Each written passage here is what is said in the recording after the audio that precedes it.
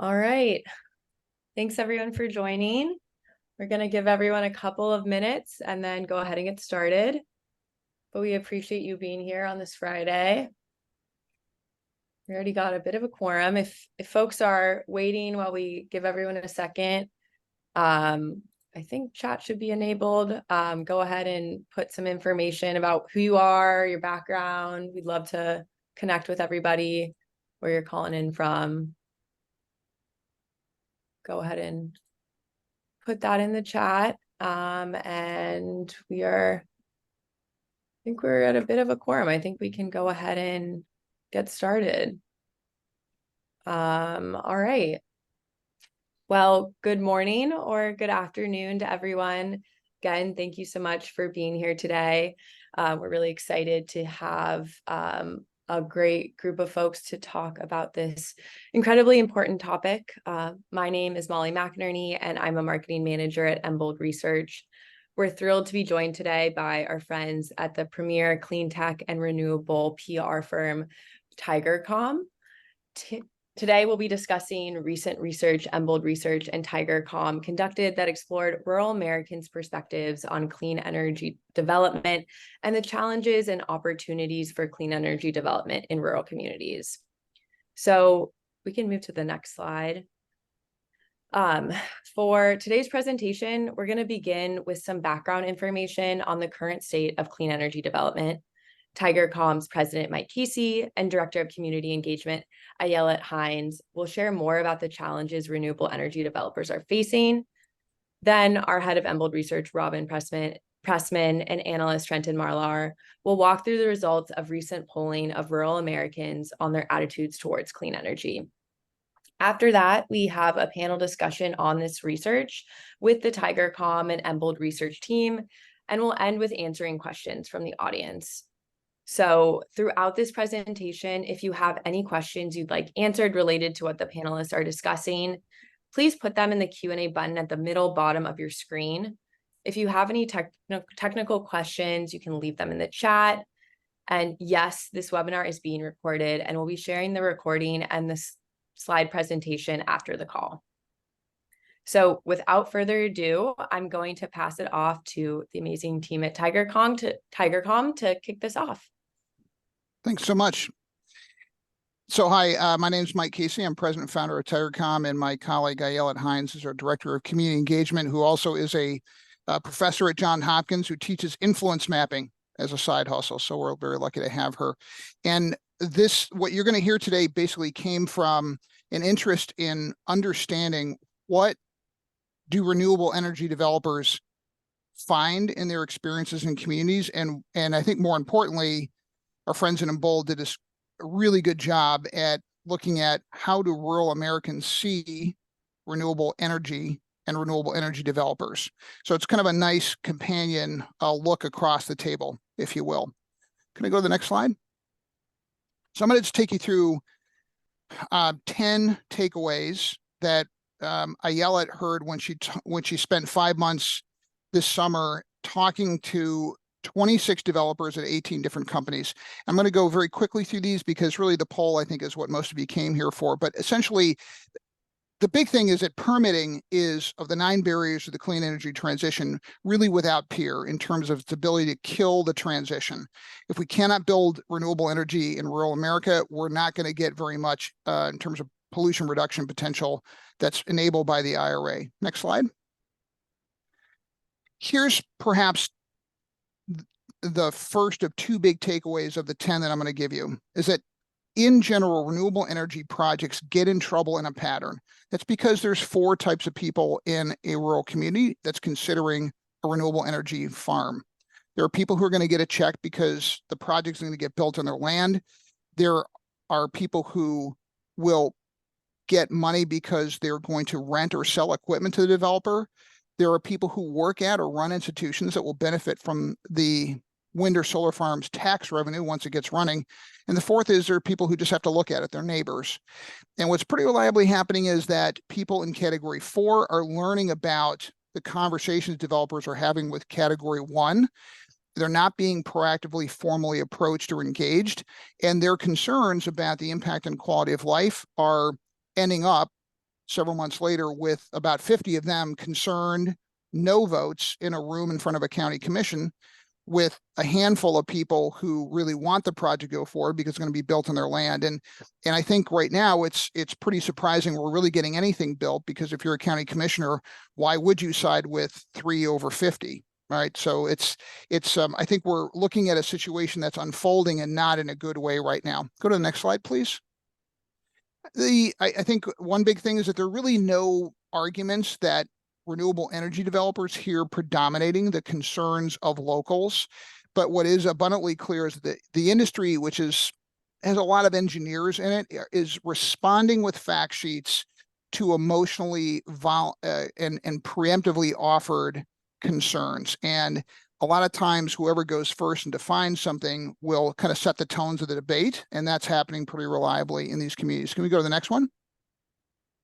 There's really very little brand distinction among locals, how they see renewable energy companies. Essentially, it's all renewable energy companies. And in an environment in which local communities, news media has dried up, gone out of business, or is really operating at roughly 10th the staff that it had 5 or 10 years ago, Facebook has become the new newspaper. And as we know, Facebook enables virality of emotionally based content. So the missteps of some developers will tar all in the eyes of a community. Go to the next slide, please.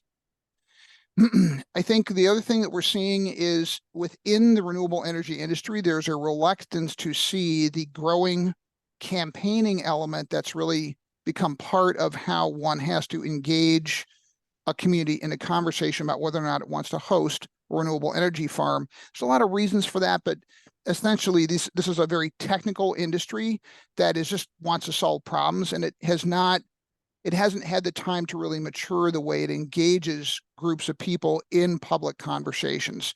And obviously that's going to need to change. The next slide. You're going to hear from Robin and Trenton that about 25% of any given community is not just Republicans or conservative Republicans. These are MAGA Republicans. And what we know about MAGA voters is they have a sense that the country is moving away from where they think it should be, and they don't like it. And so they're already on social media defending their communities against unwelcome change. So it's very easy for them to shift to defending their communities against an outside company that wants to change the fabric of their community. Go to the next slide, please. And the arguments that renewable energy has to make about its benefits to communities, and they are real: tax revenue, construction jobs, lower energy prices. Good news is it's a good match for what rural Americans say they want for them and themselves and their neighbors.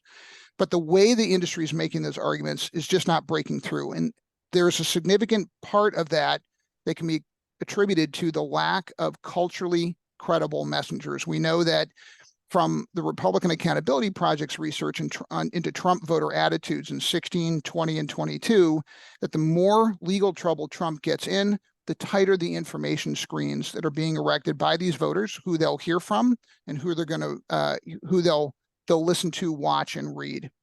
Go to the next slide.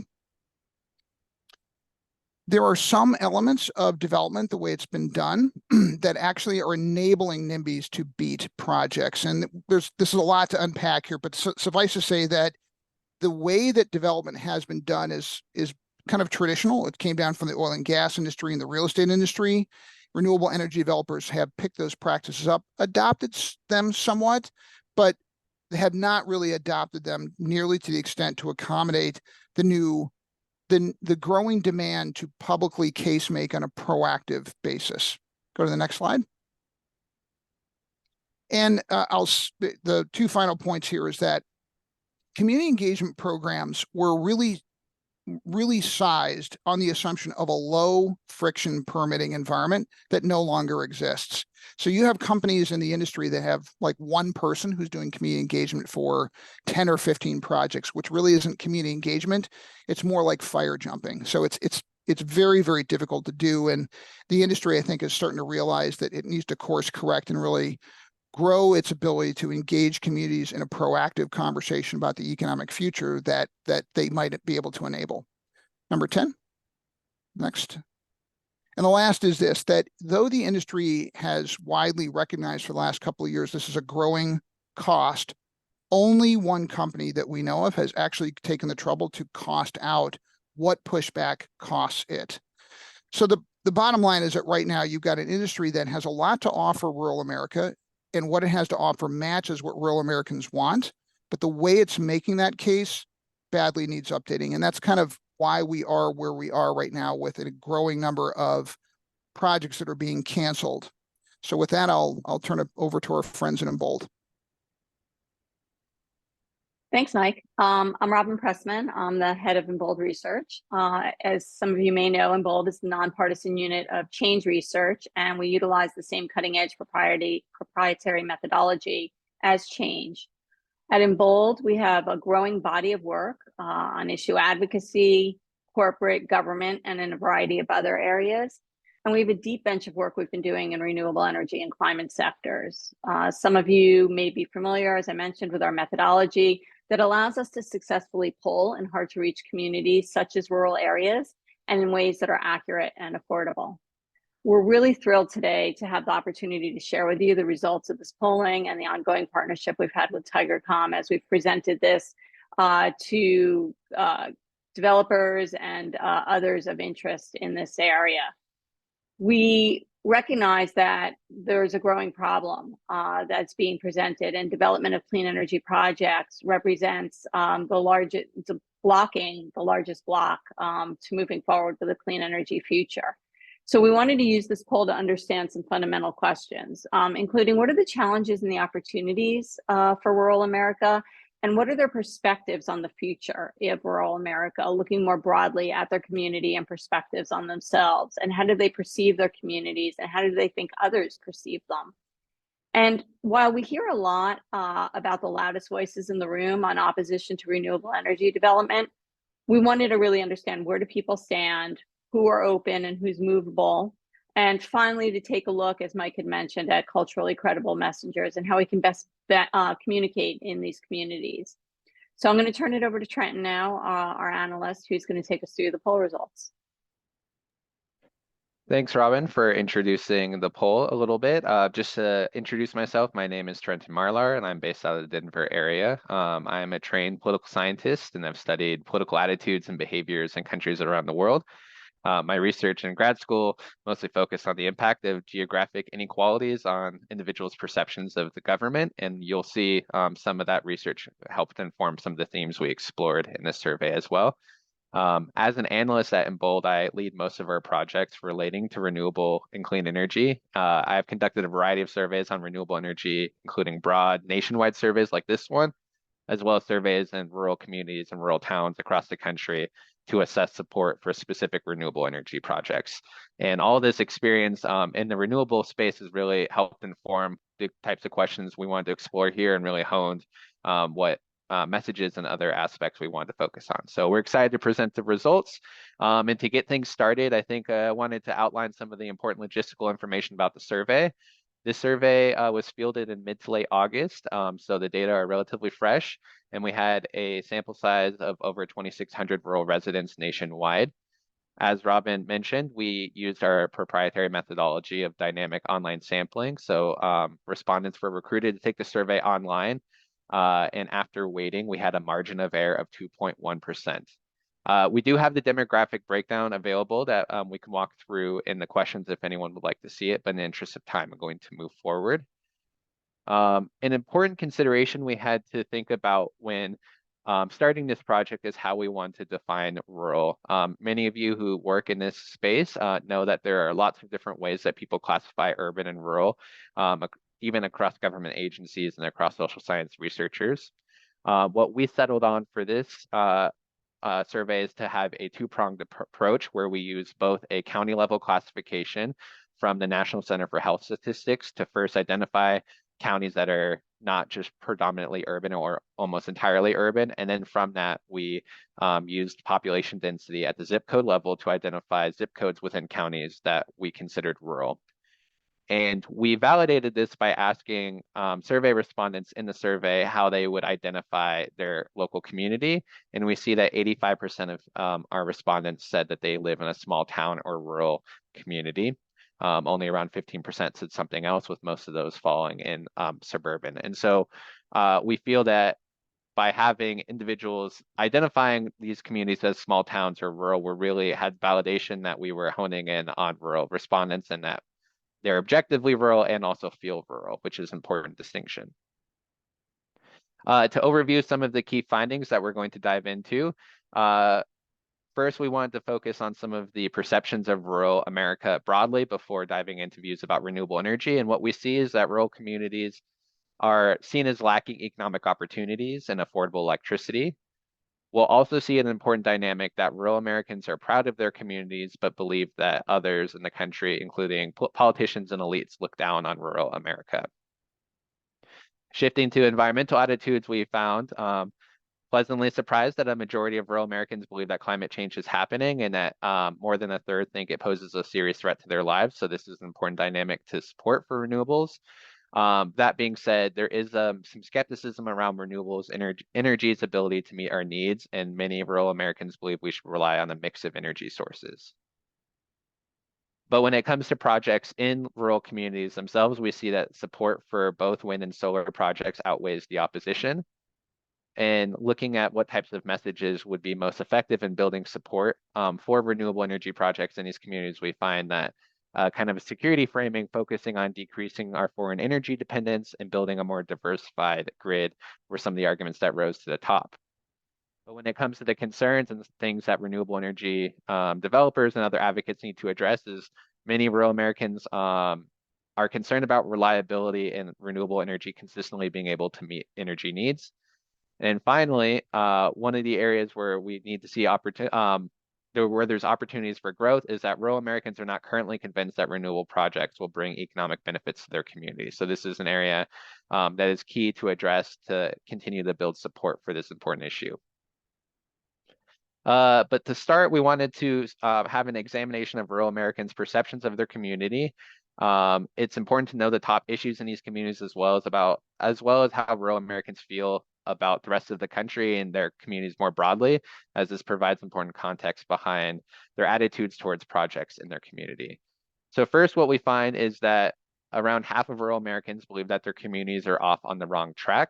And when we ask why they have this view and believe that things are going in the wrong direction, the predominant theme we see is that economic struggles are prevalent. People are mentioned lack of jobs, young people moving away, general cost of living issues that we're seeing across the country, but particularly felt in these communities that are lacking that economic dynamicism.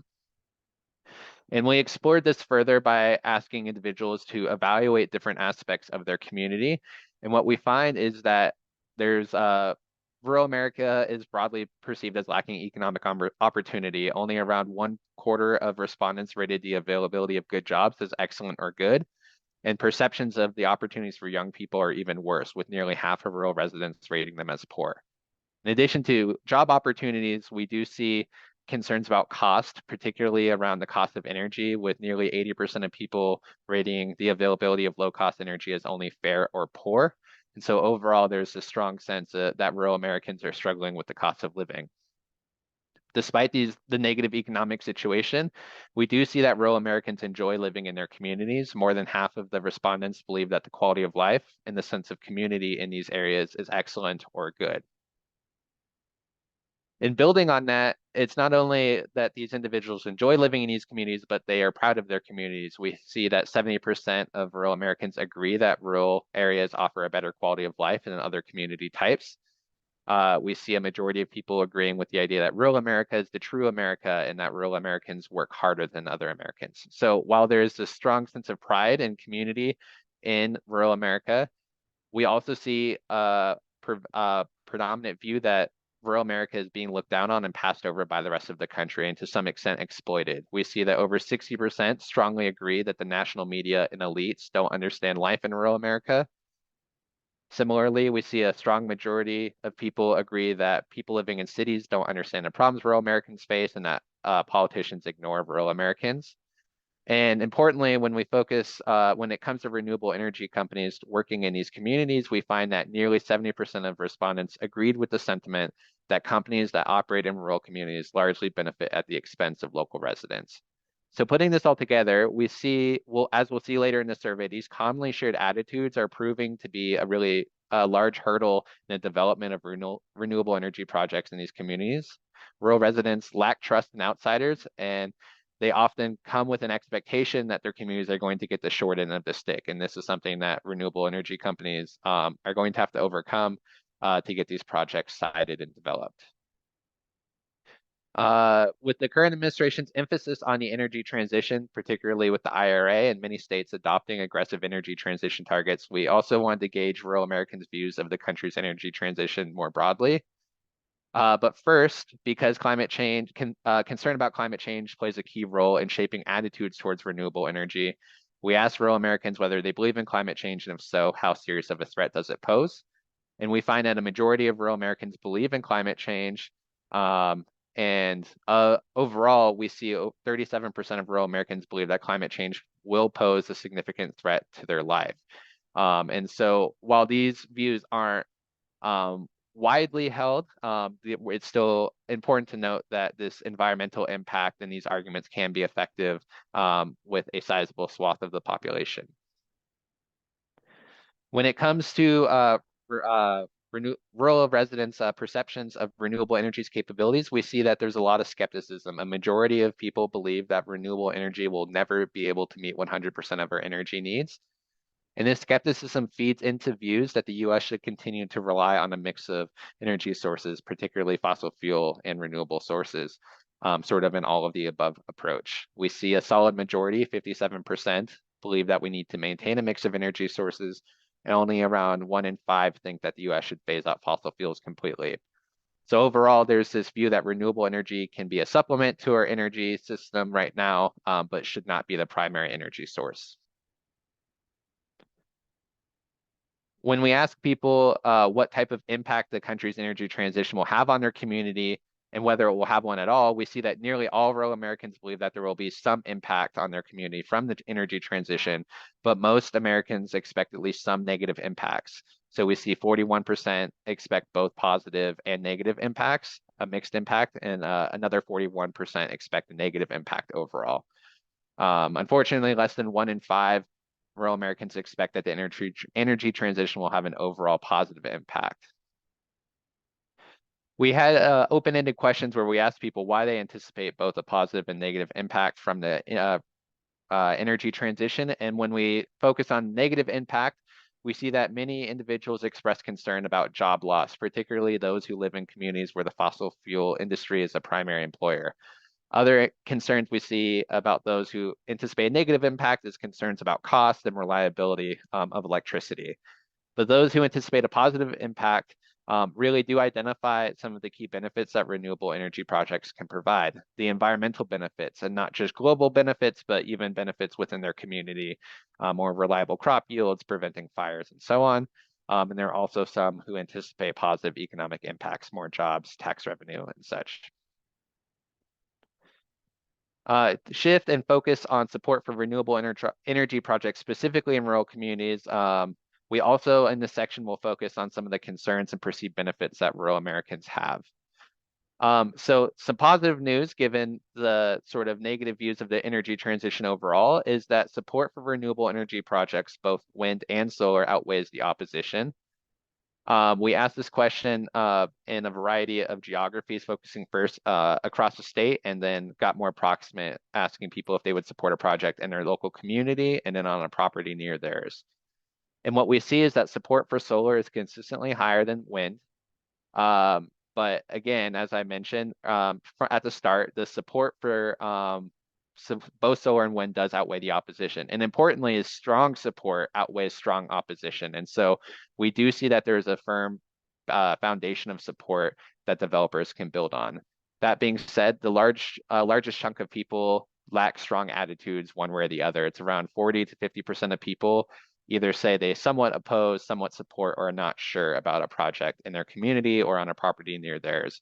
And so we identify these individuals as potentially persuadable, and it shows that there's a lot of room to build support here.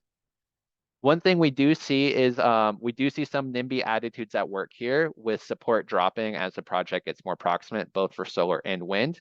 That being said, we are pleasantly surprised that this drop-off wasn't larger. We were anticipating much larger NIMBY backlash, but even from a local asking about projects in the local community compared to a property that neighbors them, we only see a drop of around 7 percentage points. And so I think that's a key thing to point out, is that the NIMBY theme is not as strong as expected. In breaking down who is most likely to support a renewable energy project in their community, we see some of the usual suspects rise to the top: women, younger voters, people of color, and Democrats overall, which is probably feeding into some of these other demographic breakdowns, are the most likely to support renewable energy projects. But there are other important distinctions to be made based off of political identity. We see that a large majority of independents, self-identified independents, are supportive of renewable projects in their community. And while Republicans as a whole tend to be less supportive, when we break out by type of Republican, whether they're a self-identified MAGA Republican, we see there are pretty stark differences, whereas non-MAGA Republicans much more likely to support renewable energy. Other important distinctions that we find based off of geography are whether the individual's community is a small town or rural. We find that support is higher in small towns, which offers an opportunity for growth and organizing support in these communities. At the regional level, we see that renewable support is stronger in areas that already have renewable development. So solar support is highest in the West and the South, where wind support is highest in the Midwest and the West.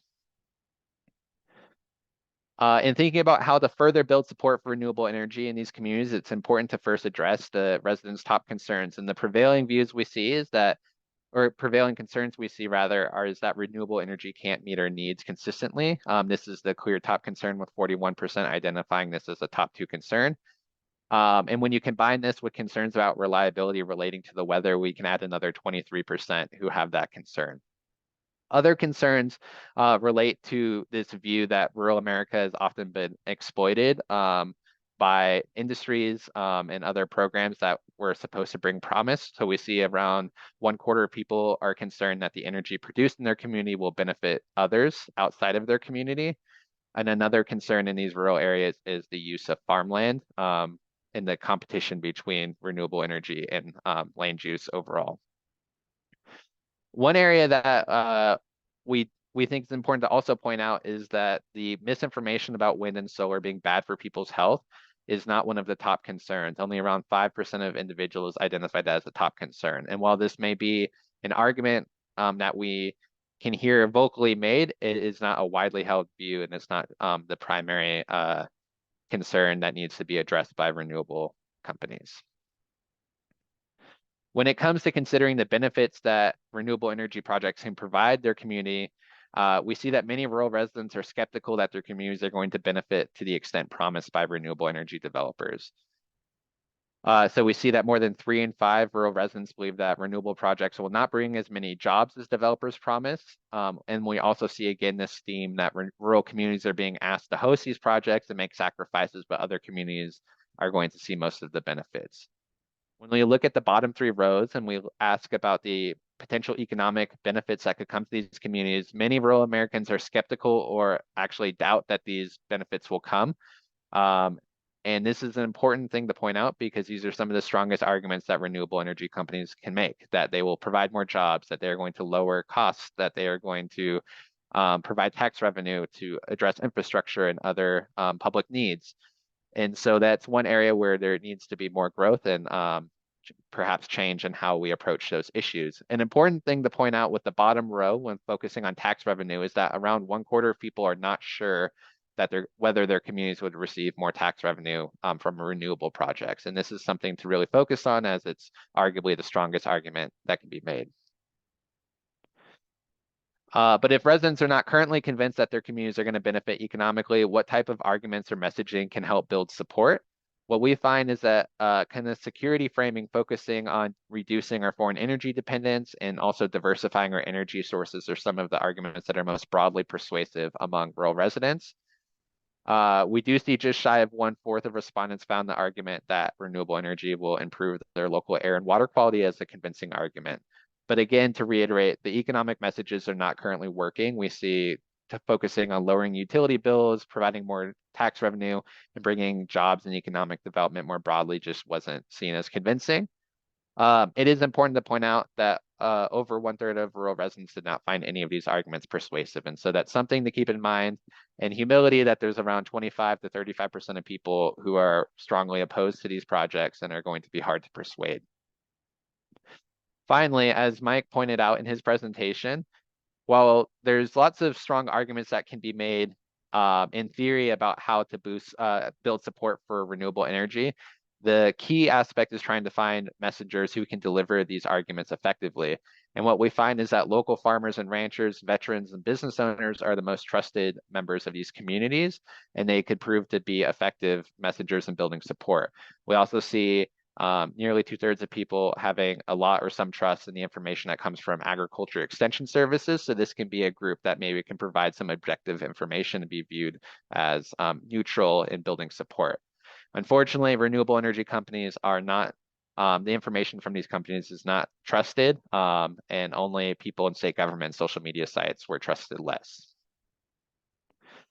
With that being said, we wanted to open it up or start with the panel Q&A, and we're going to dive into these results more, and you'll hear more from Mike and Eyelet as well. And then after the panel, we will open it up to questions to the whole audience.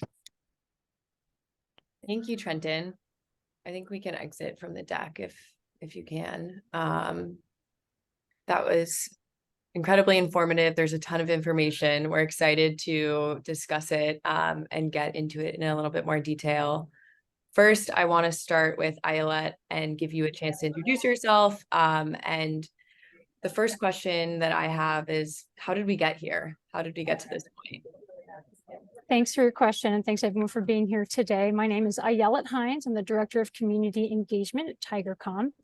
So what is driving all this opposition to renewables? So we work with a lot of companies in this space, and what we've noticed are basically 5 things. One is that the standard development practices combined with the occasional missteps can trigger community suspicions. Developers are starting too late. When a land agent knocks on that first door, the rumor mill fires up in a total communications vacuum, which allows disinformation to spread like wildfire. Community acceptance needs to be a top line consideration, beginning with site selection, just like land contours or weather patterns and interconnection. The second reason is that developers are operating in a polarized political landscape and deeply red host communities. They associate renewables with Biden, woke, ESG, Green New Deal. And because of that, developers can't really use green allies, pro-climate messaging, which is what developers from the coast or from Europe often want to rely on. So it can't be stressed enough that civic battles in rural America over permits for clean energy projects are won and lost locally by local people over local issues. The third reason, there's so much online disinformation that the case against renewables seems proven when that's far from the truth. Fourth is that when development is expanding, so it began in states that view land as a usable resource, states like Texas, but it's expanding into places where land is considered to be an asset to conserve, like in New York. And lastly, anti-renewables activists funded by fossil fuels are working unchecked, sowing discontent. Opposing projects has become a cottage industry, and the renewable energy companies so far haven't been responding effectively. Thank you. Well, it's a bummer, but it's where we are. I want to direct the next question to Robin. Given the state of the landscape right now, if there was one top priority for groups who are working on renewable energy development in rural areas, what should it be? It's a great question. Trenton and Mike both touched on this a little bit, but just to underscore even further, culturally credible messengers. As Trenton had outlined in the poll, there's real skepticism from outsiders coming in with promises. Rural communities are tied to their areas, often for many generations. And they're wary of outsiders coming in, making promises and not delivering. That's been going on for decades and longer in many of these communities. So having local residents who can point to the benefits, they were able to pay off, a family was able to pay off their farm, or perhaps pay for their child to go to college, or EMS services were able to be restored to a community through these tax benefits. We really need to touch on the economic benefits to these communities, but to do so with local messengers as ambassadors. There's a real need to do deep education, recruit, and train these local messengers to be these ambassadors. Thank you. And that's a good segue to my next question that I'll direct towards Trenton. I think, as both Mike and Trenton were alluding to, some of the best arguments are economic, but the survey shows that many rural Americans are skeptical that their communities will benefit economically from a renewable energy project. Given that, should renewable energy developers just abandon this argument? Yeah, so I'll start with that, but I'm sure Mike might have some things to add to that as well. And I think the short answer is no. We really think that the economic standing or arguments are the best pitches that can be made. And we see that in the early part of the survey, where we identify that the economic situation in rural America is pretty bleak. People see a lack of job opportunities. They're concerned about the cost of living, and these communities are really struggling. And so there's a clear map there where you can see how renewable energy, rural communities have this need, and renewable energy companies can provide that need. The issue is that the arguments currently being made are not resonating with a lot of individuals. And as Robin just said, we think one of the key things is to find the relevant messengers who can deliver these arguments. But the other important thing is to identify and communicate clear local economic benefits, not just this broad economic message that we had to test with a nationwide survey. But if you can provide local and geographically relevant examples, if you can say the project in the neighboring community provided, this amount of tax revenue, which allowed them to build a new gymnasium for their high school, those arguments we have found in other work that we've done, it can be a lot more persuasive. So it's to make actually locally relevant arguments with locally credible messengers. And finally, just recognizing that these rural communities have seen many promises of jobs and economic development in their communities in the past, and they've seen these promises not be realized. And so recognizing this skepticism coming in, I think is important to ensure that these renewable energy companies provide what is being promised. Mm-hmm. Mike, is there anything you would add to that? Yeah, I think I would say, well, there's somebody once said, you're never more free than when you have only one option. We don't have a lot of options here, because renewable energy does for communities what it does. It produces tax revenue, economic activity, jobs, and can reduce energy prices. The good news is the poll shows that's what rural Americans want. So we have this very promising match between what renewable energy delivers and what rural Americans want. It would be foolhardy to say, gosh, our arguments that we need to make, the only ones we can make, aren't getting traction. Let's toss those out. Much better to look at the way that we're engaging rural Americans. And I just think this is not an easy thing to do. For all the reasons Ayelet talked about, America is not an easy place to issue communicate in right now, no matter where you go, and almost regardless on the issue you communicate. But just because it's hard doesn't mean you shouldn't. And I think that's really where the industry's at right now. Mm-hmm. I think that this survey is obviously a really important exploration of rural Americans' perspectives on renewable energy, and really incredibly additive to this current dialogue.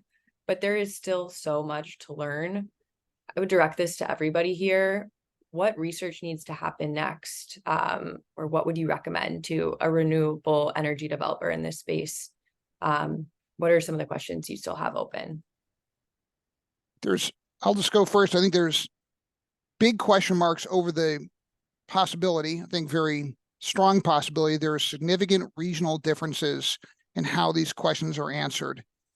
And I think that given that you really right now have a county by county or township by township decision basis for a lot of these projects, unfortunately, you need to get not just look at regional variations or variations between states within regions, but you actually have to get down to the county level, because as we know, people in Carbondale, Illinois think a lot differently than people in suburban Chicago.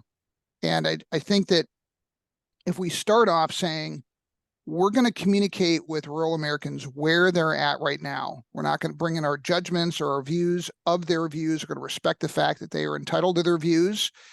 And our job is to meet them where they are with respect and with with a greater commitment to enjoin the conversation early and proactively, and be willing to deal with the messiness that comes with public debate. I think that's fundamentally, there's a big driver in that, because it's just businesses in general don't really like online arguments. It's distracting, it's messy, it's acrimonious. And yet, if you're asking a community to make a decision, it is in fact a public decision. And so I think it's incumbent on the companies that want to come into communities to engage their neighbors in full, upfront, transparent dialogue.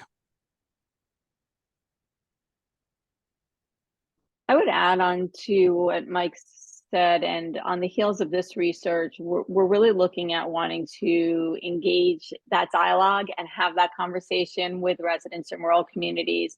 And so you saw some of it came through the open-ended questions in our survey, but doing some follow-up qualitative work is really a priority for us moving forward, to have these conversations with people in these communities, understand more nuance, understand more their concerns, understand where there's opportunities and language, and how we can broach some of this. So that's very high on our list of where we want to head next. Mm-hmm. And then if I could just add, the other thing that we're interested in exploring more, and we're working with some of the other data we have, is to find not only what messages are broadly persuasive, but what messages work best with whom, and obviously directing those towards the individuals that are perhaps skeptical, but maybe can be persuaded. And then honing in and making those messages most effective. So there's a lot of work particularly around the economic messages, to make them more effective. Mm-hmm. And I do want to just underscore, we're all coming at this from sort of it is a bit of an uphill battle, but let's be clear. I mean, support outweighs opposition here in these communities. There is a path here, and there are pockets of support, and importantly, the strong support outweighs the strong opposition. So there's both folks that we can activate to get out, to get more public, to be heard, and opportunities to educate and persuade people. And so there is a path here. I think sometimes we get sort of caught up in the struggle, because it is a hard battle, but there really are opportunities here for growth.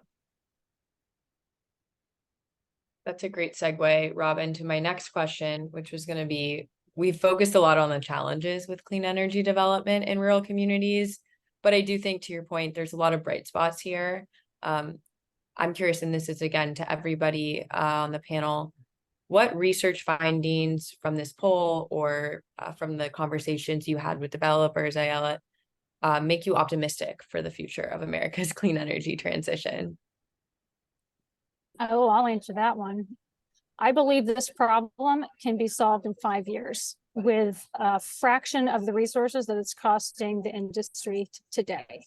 This is a political problem. There are tried and true political campaign strategies that we know can solve this. There's nothing so unique about this problem that we don't know how to solve it. So this is a solvable problem. The industry just needs to invest the resources commensurate with what it's costing the industry. Mike, Robin, Trenton, anything you would add to that? Can't say it any better.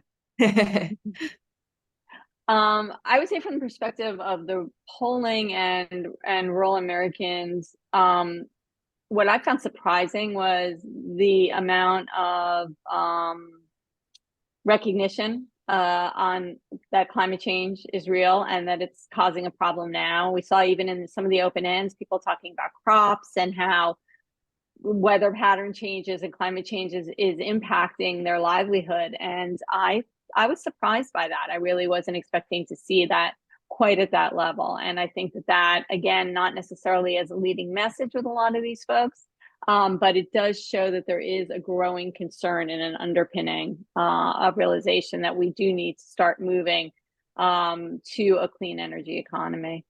Mm-hmm. I'll have one more question, and then I see we have quite a few questions in the Q&A button that I want to leave time for us to answer as well. But Trenton, you've polled in communities across the country. From your perspective, what does this research tell you about what makes rural Americans distinct as an audience? One of the key things that I think is really shaping a lot of the political issues we're seeing in divisions in the country is that it's a widely held view among rural Americans that this part of the country is looked down on and is frequently passed over or even exploited. And arguably, I think these beliefs are rightfully held. There's been many industries that have come through and have been extractive and not necessarily delivered the economic benefits promised, and they are often overlooked when it comes to the government resources. And these beliefs we're seeing are shaping many political attitudes beyond just renewable energy. And this is partially explaining why we consistently see stark urban-rural divides. So I think that's one thing to keep in mind with any kind of rural issue is there's this existing context that they're starting from in the skepticism towards outsiders and how they're being treated. But on a more positive note, I think one of the most valuable resources we see in this community is that there's a strong sense of pride and sense of community. And in addition to that, we didn't show it in this survey, but or in this presentation, but there's a high level of attachment and identification with their communities, and many rural Americans are long-term residents. So I think this sense of community and attachment is a really valuable resource that can be used. It can be used against the renewable energy industry, as we can see at times, but it can also be something to leverage to build support and to champion the rural cause. And so I think that's something that's really distinct from other areas of the country where there's less attachment to where you live and more other identities play a larger role in who you are. Mm-hmm. All right, well, I think we can turn to some of the questions that we have in the chat, and feel free if anyone has more while we're talking, please add them. I think to piggyback a little bit on the point you were just making, Trenton, Colin asks, were there any discussions around legacy and keeping land in the family or message testing around that we included in this survey? It seems like, as you're saying, land and a connection to the land and a long-term relationship to it in a family is a big motivation and an important part of the rural American identity. So I'm curious if we have any research from this polling or that you've seen elsewhere that speaks to that in connection to renewable energy projects. That specific message, we did not test it in this presentation, but in some of our other work, we have seen the exact message you're talking about, the idea that it allows these family farms to stay in the family and provide an additional revenue source, not just reliant on the income from the agriculture, which may vary and go up and down based off the yield. And so we found that a message to be particularly effective, and that certainly is resonating even broadly across people who are beyond people who are landowners, as farmers and landowners more generally are viewed very favorably in these communities, are viewed as trusted sources of the community. And so the messaging talking about benefiting farmers and local landowners is a message we've seen effective elsewhere, but it was not tested here.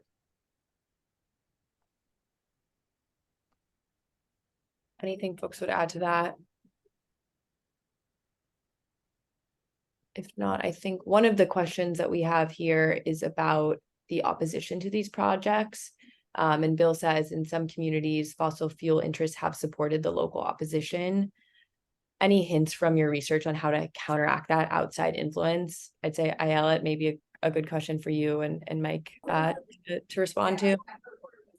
Well, my first recommendation is to borrow from the labor movement and inoculate the decision makers whose votes you need to move. So much about winning in politics is being the first. The industry thus far is usually late, is usually in reaction mode, as Mike said, reacting with fact sheets in response to the opposition's emotional and values-based language. So that would be a good place to start. Get there first with your message.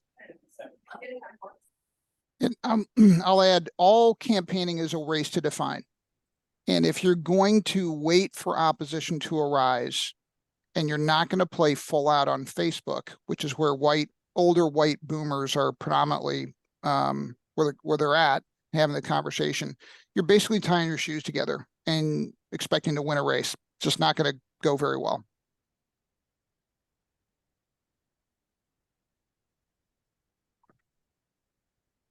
Robin, Trenton, anything you'd add to that?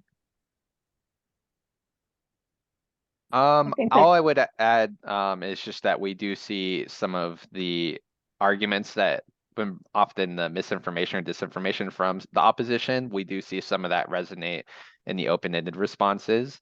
Not necessarily the most prevalent views, but you can see the messages that have no factual basis are appearing, and we know where those arguments come from. It's often being funded by opponents in the oil and gas industry as well. And so I'll just say that we are seeing those arguments resonating with some folks, but to reiterate, those aren't the top concerns. Many of the concerns that rural Americans have about renewable energy are, about the reliability and consistently meeting energy needs, not necessarily misinformation. Mm-hmm.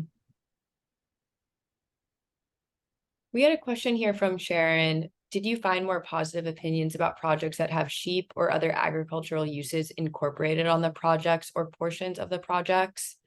I'm not sure we tested that in this survey, but I'm curious if folks on the call have any experience with that or have any thoughts about that question. We didn't test that, but I've been seeing more and more about the use of sheep and farm animals, especially around large solar arrays. And I have sort of booknoted it to dig into for future research, because I think that there are opportunities, and I think it's really creative use of sort of multi-purpose. And I think that's something that needs to be considered when we're talking about farmlands. Especially, there are concerns that we hear rise up about looking at, field after field after field of these solar panels, their light reflection and those sorts of things. So being able to sort of multi-purpose and create agricultural opportunities even beyond the primary goal of creating and generating energy has, I think, some interesting appeal. So that is certainly something we want to dig into down the road. Mm-hmm. and seeing it more with community solar as well, I think. Mm-hmm. Yeah, and I think one thing that's important to help overcome some perceptions is right now, from other research I've seen, that many rural residents kind of see the land use as zero sum. It either is going to be for renewable or agriculture. There's not a way to have both at the same time. And so that is something that I think we can better communicate and frame it in a way that it's not a trade-off between having agriculture or renewable energy, that you can have both, and that there's successful ways to do this. Mm-hmm. One question we have here from Matthew was, being transparent from the start with host communities seems very important to achieve long-term buy-in. However, it seems like there's some risk with transparency, including by giving opponents a longer time to organize against a project. Definitely a question for Ayala and Mike, I would say, but how do you convince developers to take the risk?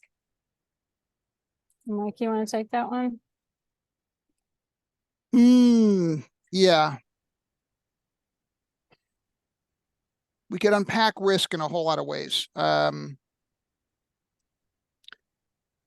think you measure the risk of steps not currently being taken on the cost of the risk you're incurring now.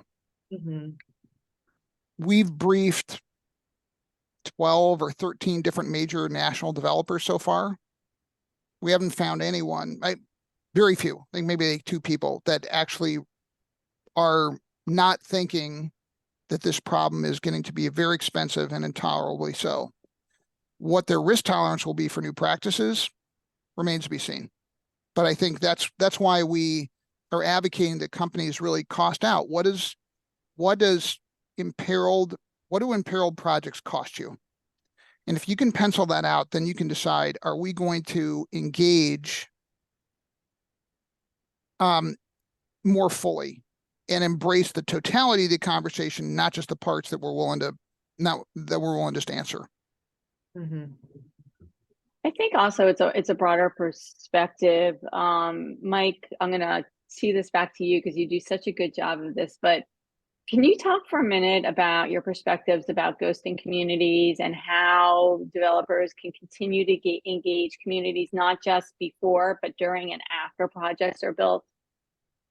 Yeah, absolutely. And I'll just say one thing I'm seeing in the chat pane. I think Jennifer Rachel is saying that, rural Americans aren't dumb. Just to be clear, I've never heard anyone in this industry say that express a view privately or publicly where they're looking down on rural Americans. I think the challenge is not a disparaging view.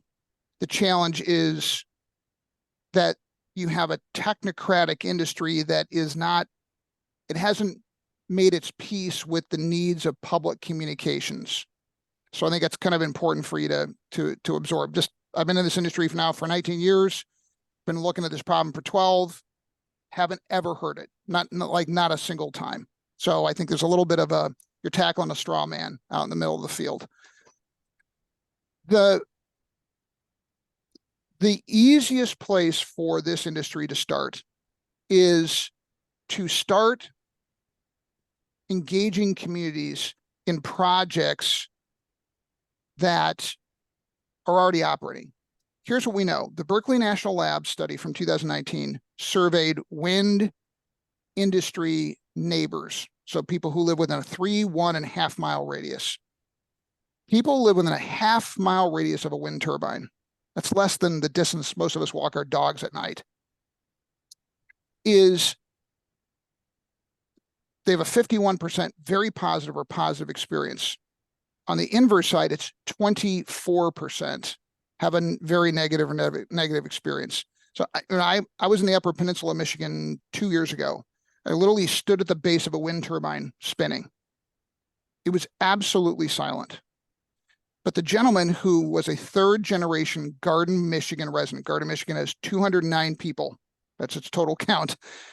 He lived there for 3 generations, was standing next to me, and he said, yeah, I had an open mind when they first built these things, but we're not getting anything out of this. And I didn't want to, it wasn't the time to have a debate with him. And I had nothing to do with this project. I just curious, and I went out and sit underneath him. And I think what I knew was that Delta County, which is the county we were standing in, was getting discernible benefit, but nobody had communicated that to this gentleman. He's a pillar of the community, longtime realtor, very widely respected. And so I'm going to argue in an information screened environment, when people are very picky about who they're going to hear from and what information sources they're going to consume, the best reference points are people who are like me. And so if we're building in one Indiana county and or if we built in one Indiana county and 3 counties away we want to build, right now we have no mechanism as climate tech solutions providers to say, hey, if you're a county commissioner, this county commissioner voted yes, he and she are glad about it, and they'll tell you about it. Neighbors, I live right next to this thing, it's not a problem. What you've heard about, there's no health effects, there's no noise, it's not a problem. In fact, I benefit from 2 new school buses or 3 new sheriff's deputies for our counties. So there's peer-to-peer communications that are not happening because essentially the industry, once it builds as a cost measure, stops communicating with that community. And it's a big mistake. I think that's a great way to close out this webinar and really sums it up. So I think with that, we will we will end it today, but we really appreciate everyone's time. Thank you to the Tigercomm team and the Embold Research team for your time today. I hope this was helpful. As I said, we will be sending out the recording of this webinar and the slide deck we presented on today as a follow-up. We'll also make sure you all have our contact information if you want to have any follow-up conversations with this team. This is an incredibly important topic, and we are excited to continue to have more conversations and conduct more research on it. And Molly, I'd Yeah, just like close with a thought here. For those of you on this webinar who are, if you're involved in this conversation with rural Americans at all, from an NGO standpoint, from government, from private sector, it is hard to overstate how important what you're doing is. If we cannot build things in rural America, the energy transition grinds to a halt. So, I mean, the IRA enabled a 40% carbon pollution cut in the pollution footprint of the second biggest economy on the planet. That's a lot. It's a lot of pollution that we can cut. Most of this benefit dries up if we don't build the stuff. And so I just want to say to all of you, thank you for what you're doing. Thank you for not just listening to us, but like actually being in the trenches. I know what it's like to be shouted at in the room. I've been there. It's not fun, but if you're doing it or you're around it, this is the hard conversation we got to have. We just got to have it better, more effectively, and at greater scale. So thanks for what you're doing. And with that, we'll close it off. Thank you. Thank you all. All right. Take care. It's your afternoon. Thank you. Bye Bye-bye. now.